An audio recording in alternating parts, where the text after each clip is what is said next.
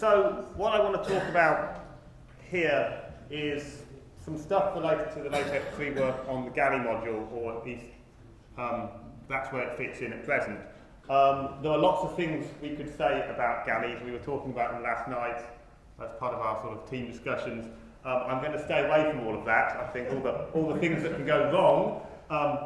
What I am going to do is most of this is going to consist of me doing a demo rather than having some slides, because I thought about doing some slides and it didn't seem to work wasn't all that interesting. It's a load of filler text basically to show off what I'm trying to talk about. So it'll probably all go wrong somewhere along the line where I've discovered a bug or something. So I'm really going to be talking about what we can do with the parshape primitive, which is quite a lot, obviously. But what I'm really wanting to think about is how we can, from a user point of view, see the shape of paragraphs or things which can be implemented using the parshape primitive and how they appear to an end user rather than just saying, well, here you can set the parshape to some arbitrary thing. So what I want to start off with is thinking about really how do we think about the shape of a paragraph? So what I've got up here is my two sort of greenish, bluish lines there represent the edge of our galley. So that's some surrounding vertical box.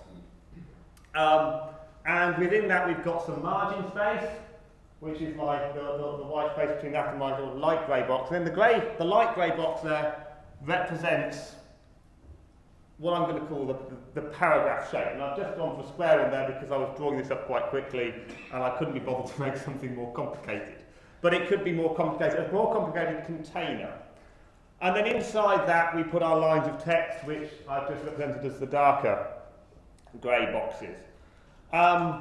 So within the shape of the paragraph we've got a couple of things. There's one we can conceptualise two ways, and that's the paragraph indent at the beginning. I'm going to say that that's part of the text rather than part of the paragraph shape. We can possibly talk about whether people think that's the right approach.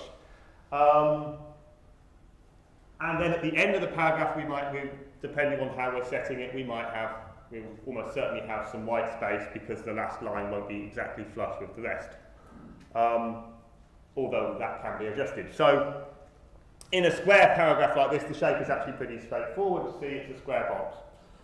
And so if we think about that in primitive terms, that's exactly what happens if you don't set a parshape at all. It's just puts the lines in and the indent goes in before and it fills it, and that's what you get. But obviously we need to set all of that up. So the first thing to say is that I've put some margins, non-zero margins in there, and obviously if we just took plain text or we take latex with no special settings, that margin doesn't exist. We take a V box, we put some text inside it, there isn't a margin at the edges. So if we wanted to set that margin, we'd have to do various things, and if we then want to change the shape, we do various things. And we can do all of that with the parshape primitive, but the problem is if you just say, well, you set the primitive, you have in your own mind to keep a track of what's going on, and when things get more complicated, you then have to do you've got your piece of paper and your pen and you're working out, well, that gets complicated. There's quite a lot of primitives actually that TEP.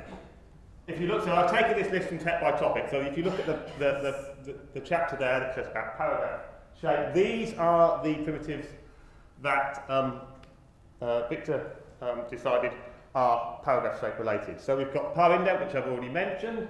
We've got the H size, which is going to determine how big that outer box is. We've got left skip and right skip, but they're really more to do. You can use those to set margins, but they're about justification as well, so that's why I'm not going to use those. We've got hang indent and hang after, but they are essentially just simplified versions of the parshape primitive. And if you set the parshape primitive, then they don't apply. So yeah, I'm going to say we're going to ignore all the rest, essentially, and just focus in on the one. Oh, no, I remember. This is why I switched to my live demo. I remember now. So, I don't really want to talk, so I'm just going to make that a bit bigger. As before, it's too small. Okay, so this is some HTML3 code, so I don't want to really talk about the code interfaces too much. So I've given them nice, just straightforward names at the beginning. And I need some filler text, so I thought, what shall I use for filler text? Shall I just use lipsum? I was like, no, let's use something, let's use cant lipsum because it's a bit of fun, and we can have something philosophical in our demo, which will be complete gobbledygook, but that's it looks like a philosophy paper. They look like gobbledygook to me anyway.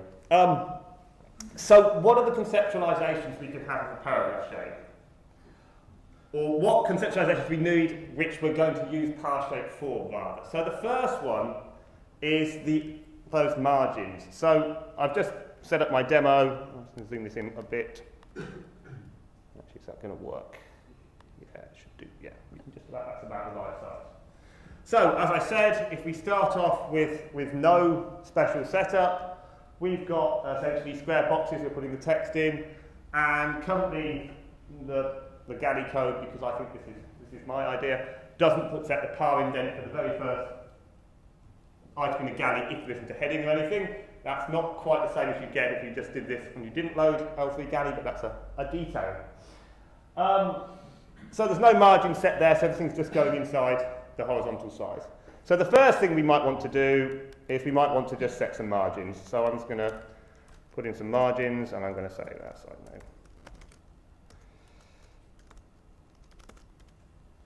And we can set some absolute margins. So I've just said there, set the margins to be 30 points each side inside the galley, and that just goes on, and it'll go on throughout the document.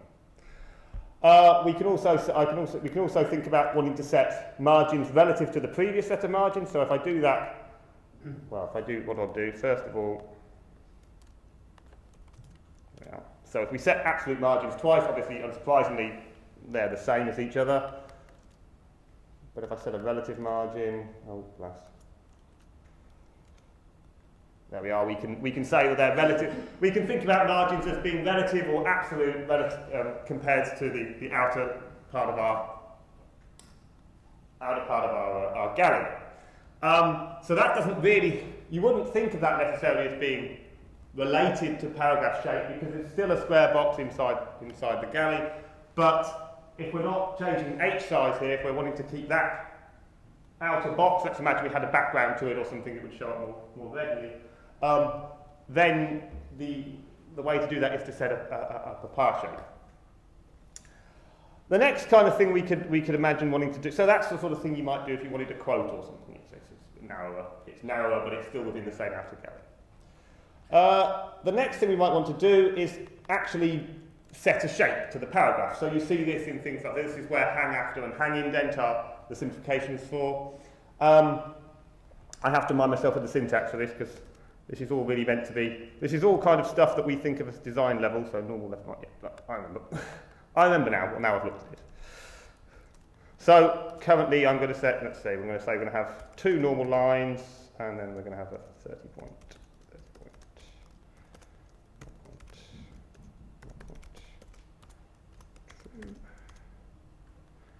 And so what I've set there is I've said, we can say, well, we have some lines which are unaffected, so that's a number of normal lines at the start of a paragraph. We can then set some indent, and I've set on some shaping, and what I've done is there I've set 2 lines where I've got a 30-point indent on one side and no indent at all on the other side. And then I have this switch at the end, true or false, and that's because we can either say that then continues if we wanted, say, we wanted a first longer line, then we want the rest of it to all be indented. We say just, we don't want to, we can't know how many lines are going to be in that paragraph before we start, so we need some way of saying, just keep doing the same thing, which obviously is what the parshape primitive does. So we can turn that kind of thing on and off. So that applies to every paragraph that follows on. We can also imagine doing the same, but it only applies to one paragraph. It's a bit more delicate because of the way this works behind the scenes, but that will apply to exactly one paragraph. And that's the sort of thing you see in, as I say, things like captions, things like, this is used for lists, is really the place we see this most often. This is how list shapes are usually described. And things like that. And the third kind of conceptualization I think we can have, that we can use parshape for, is making cutouts into our paragraph shape. And this is the sort of thing one sees in wrapped figures, where you want to say, okay, we actually want to take a dink out, and effectively that's no longer part of, it's being sort of a bite out of the system. So if we do that, I'm leaving some of these others in, so I'm going to run up to left, and it's, we just checked, yeah. 3 more lines,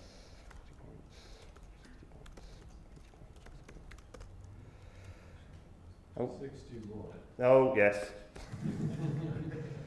And that, there we have a cutout, and a cutout, the difference between a cutout and a paragraph shape is a paragraph shape is something that applies, and it just goes on, and if the paragraph ends, that's it. Whereas if you think about a cutout for something like a wrapped around figure, that applies to an absolute, that has to apply. And it doesn't matter if there's a paragraph break in the middle of that, or not, or if you have an environment, a group begin or end, that has to happen because presumably there's something going into that cutout that needs to be there. So either, I say, most likely a figure, but it could of course be another paragraph that you set in a circle or something complicated like that. So that's all fine, and we could do all of that, those individually, by just setting the parshape primitive.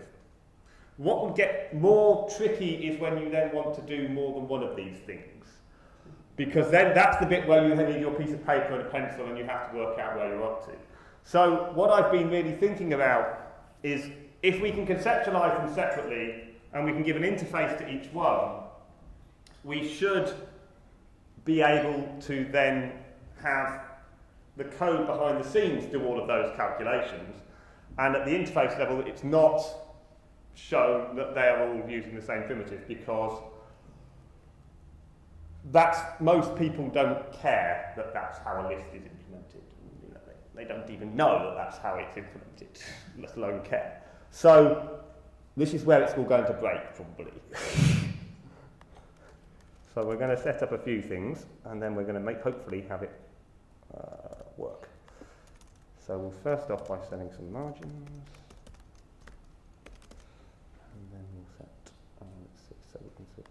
See if this will work first. So I set, first of all, I can just put my little weird straight cutout into the middle of this here, and it's there and it's stayed in there. I'm going to make it a bit longer, because that way I can have it on first.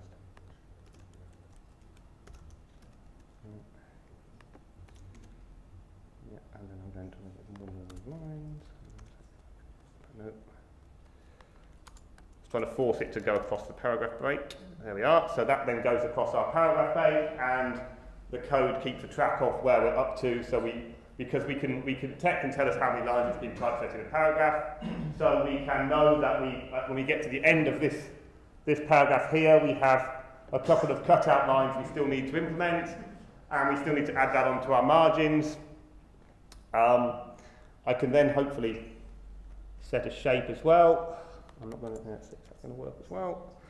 And then we can set the shape into that as well, and they can all add up together. And as a user, these are all separate design decisions which might be made.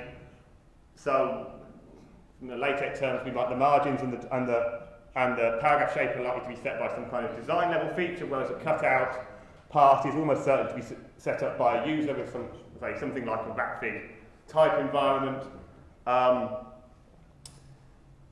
What I'm going to, this is the bit that is likely to break things. So, as I say, one of the things I thought is this has got to work across groupings, because if you have some LaTeX style environment, it forms a group, and therefore you need to carry those settings out. So I'm just going to do this with the primitives because it works better that way. It's easier. Let's set that on all. So that should still look exactly the same. So what I thought there is that paragraph shapes as a design feature probably should obey text groupings. It's what we expect. If we have start a list, we set the shape at the start of the list, and we think when we get to end itemize or something, that disappears. Whereas if we've got a cutout, that needs to go through and go past that end group, because, I say, presumably it's a bite out of the paragraph to put something else in. So this all works.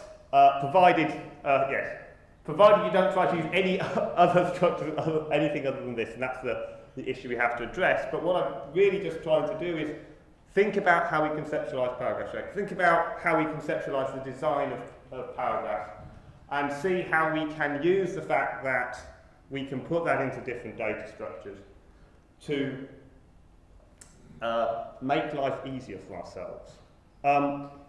One obvious open issue is the fact that I've currently gone with a description of shapes which is based on a line-by-line approach, and one might argue that, or you could argue that really, particularly for things that are cut out, they actually should be dimension-based, height of an item based on the size it is rather than on the number of lines it takes up. But that gets complicated because we have to worry about things like display math and stuff that could appear and mess up our calculation. I think I know how to solve all of that, but that's a different area.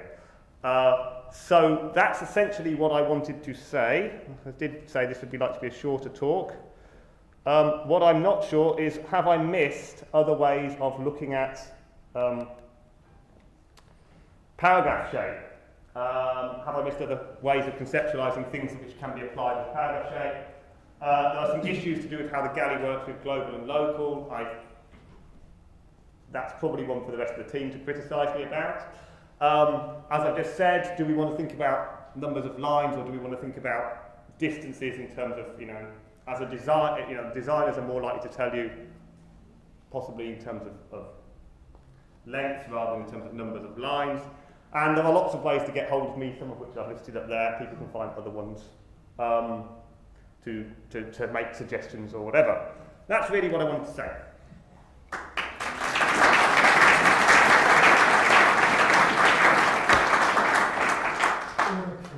One question, what about if a heading or a displayed equation comes in between? You've got to say specification for a cutout of a certain number of lines. Well, that's what I said about lines versus the displayed equation. So the solution to displayed equations, I think, is this is code to look forward, and I think if you look at how Becken does displayed equations, it never uses text displayed equation. It always does everything in line, and then it makes it in display style. So and then you can measure it up, and then you can know the height of the material, and then you can work it out.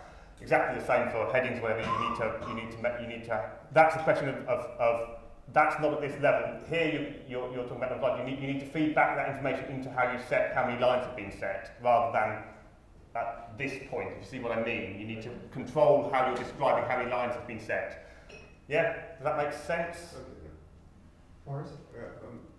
The reason why most people want some strange paragraph shapes is that they want to put illustrations in them. So just a comment that at some point this work should be joined with the work of the new floating mechanism for LaTeX. So you could say that I want floats to be one column, or I want my floats to be some cutouts in this. Yes, I understand how difficult. Boris, for the last 5 years, every few weeks I say to Frank and David XOR, and yes, you're quite right. It's difficult, but we are here. XOR's over there. Next question. Much easier version of the length or lines problem. Can you already cope with path skips? If you have half baselines and path skips? That run me into severe trouble with similar parshape options. Because then you have to calculate it, and it again if you reconstruct multiple paragraphs and things like that. That's true. Yes, I haven't covered that at the present time. That's worthwhile considering. Yeah. Will you say this usable for lists? Will you use this for implementation of lists in the future? We've got some code that does that, haven't we, Frank? That's sitting around. Yeah, at some point I don't know how much you changed it, but yeah. I haven't touched that yet. No, it's quite interesting because it's quite a regular structure. It looks like a regular, decent structure, and I wonder how it interacts with the current. Well, this is what I said about it works if you don't use anything. There's a reason there's no actual lists in that demo. But if you re-implement it, we could. The idea is That's the idea. I mean, basically, this is a 3-level, 4-level conceptual structure, and there's a long paper on it somewhere, and probably in the documentation still. Yes. About.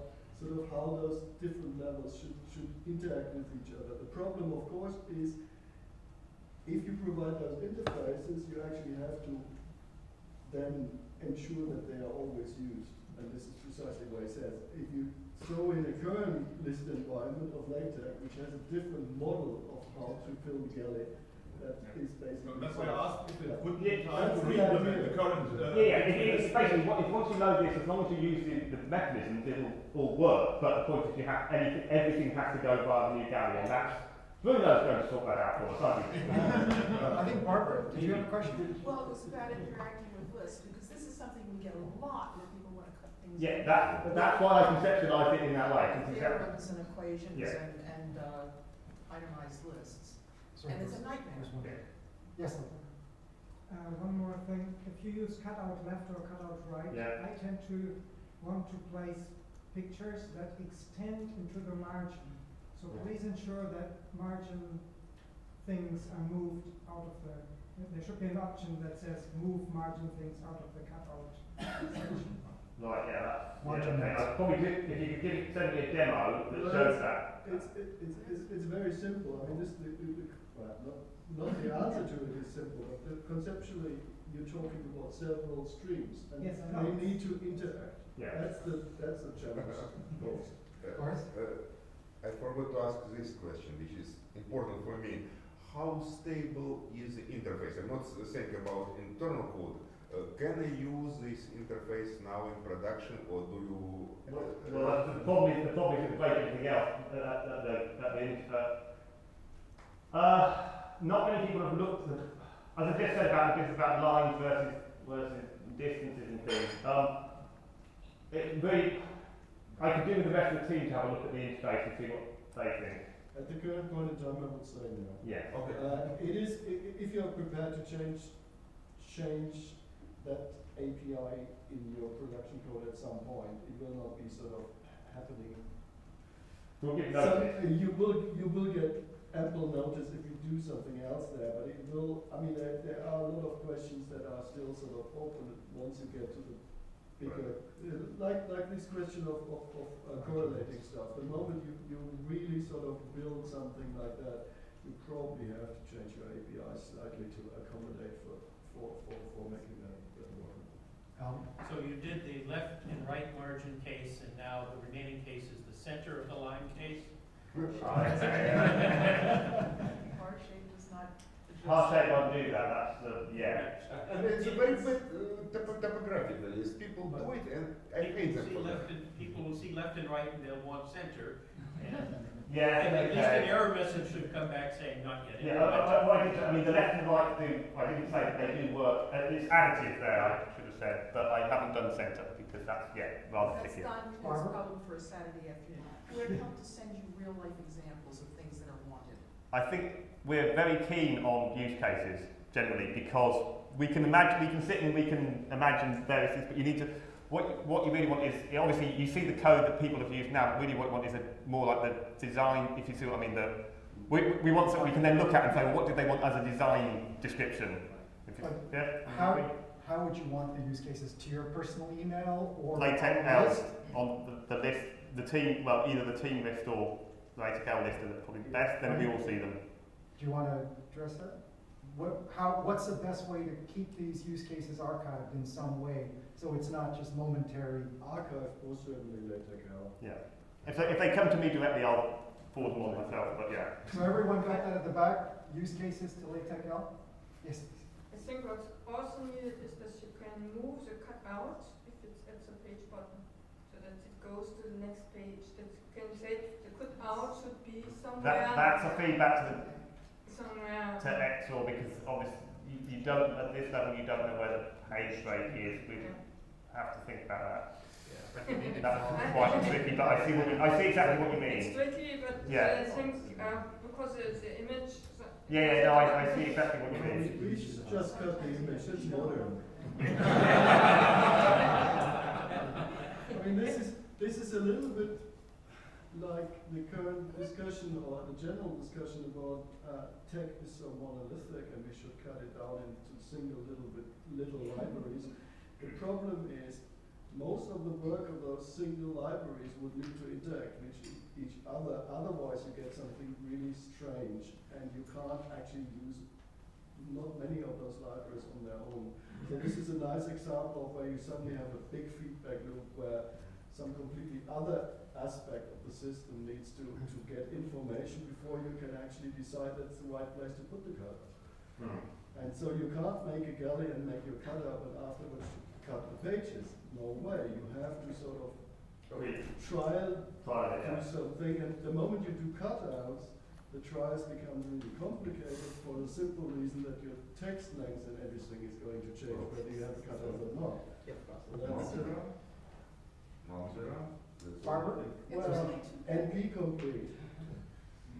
In my case, you can do it in Or- Say -2 for the number of, Well, Sorry, I mean, Barbara, could you repeat the question? I don't think everyone heard it. oh, it's really too bad the tech is one way, so that you can't change the number of lines affected to say -2 to move it up on the page. you can. I mean, you can see that. That's why you have a number of normal, because we can only work from the top of the paragraph. Yeah. May I have a comment to this? There have been attempts to implement a breaking algorithm that does line breaking and page breaking at one time. In a system called Patolin. Yeah. It was done by a French guy. It seems to work nice. However, there are examples where it fails completely, exactly for the reason that it's exponential. And he uses some cubic algorithm for it. So there are many cases where it fails completely, and it's very difficult to think, obviously. I mean, Knut didn't do it for a good reason. And I think that somehow, to me, it seems that there can be a complete automated solution to the problem. For the page breaking problem, if the author has decided that I want to have a cutout with a figure starting 2 lines from the top of this paragraph, and it turns out that that breaks across a page, it's the author's job to decide whether to move his figure or to move the paragraph. And not solve that problem. It depends on what the author is. If the author has a database, then it's a little bit of a problem. Well, you need to teach your database that this is not a good tool to use. For example, if you create catalogs of other vendors. Yeah, exactly. Yeah. But I think, so that's, we're not saying it's done. The reason we're giving the talk was because someone asked about the list business recently, and I was like, well, we have to kind of sort of. Then it turned out it wasn't quite working, and I'd forgotten some stuff. Maybe we can reach out to Jason Bishop in Australia. He had presented that talk in Tokyo, where he's generating these catalogs, and he may be a perfect candidate for use cases. Well-defined input and well-restricted output gets easy solutions. The problem that we are facing is that everybody in the room wants something else, and you need to make it all work. The issue of later. That's why you retired, to help us all out. Any other questions? Okay, great. Thank you.